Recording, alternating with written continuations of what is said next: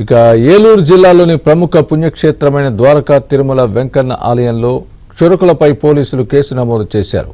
ఈ నెల 22న కేసు ఖండనాశాలలో TTD trust board member Siddavatam Yanadaiah క్షురకులకు వైసీపీ కరపత్రాలు పంపిణీ చేశారు. ఎన్నికల్లో సీఎం జగన్కు ఓటు వేసేందుకు తామంతా సిద్ధమంటూ ప్రచారానికి తెరలేపారు. అయితే ఆలయంలో వైసీపీ కరపత్రాలు పంచడం, అందులోనూ ఎలక్షన్ కోడ్ ఉన్న నేపథ్యంలో జరిగిన ఈ ఘటన తీవ్ర దుమారం రేపింది.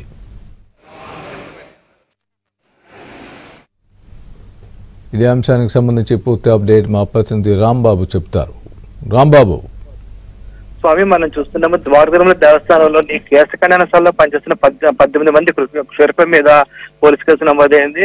దీనికి సంబంధించిన వివరాలు పరిశీలిస్తే ఈ నెల 22వ తేదీన టీడీటీ బోర్డు మెంబర్ యానాదయ్య కేసు ఖండనాశాలలో ప్రచారం చేశారు. సిద్ధం పేరు మీద వైసీపీకి సంబంధించిన కరపత్రాలు లోపల తీసుకెళ్లారు.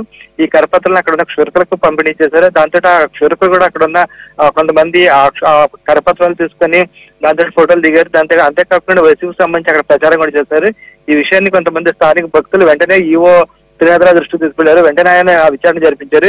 ఈ విచారణలోని వీళ్ళు చేసింది వాస్తవంగా తేలింది. దాంతో వెంటనే 18 మంది క్షురకులను విధుల నుంచి తప్పించారు. అదేవిధంగా యానాదయ్యను లోపలికి అనుమతించిన కేసు ఖండనాశాల ఇన్ఛార్జిని కూడా సస్పెండ్ చేశారు. అయితే డిపార్ట్మెంట్ పరంగా అక్కడ వరకు తీసుకున్న చర్య. అదే సమయంలోని ఎన్నికల అధికారులు కూడా ఈ అంశంపై దృష్టి సారించారు. ఈ 18 మంది క్షురకులు కూడా నిబంధనలకు విరుద్ధంగా వ్యవహరించారని చెప్పేసి ఎన్నికల దాంతో ఆలయానికి సంబంధించిన ఏఈఓ నటరాజారావు పోలీసులకు ఫిర్యాదు చేశారు. పోలీసులు ఇచ్చిన ఫిర్యాదు మేరకు మొత్తం ఈ 18 మంది క్షురకుల మీద మళ్ళీ కేసు నమోదు చేశారు. ఈ సంఘటన అయితే మాత్రం దేవస్థానం తీవ్ర సంచలనం సృష్టించింది. స్వామి, రాంబాబు.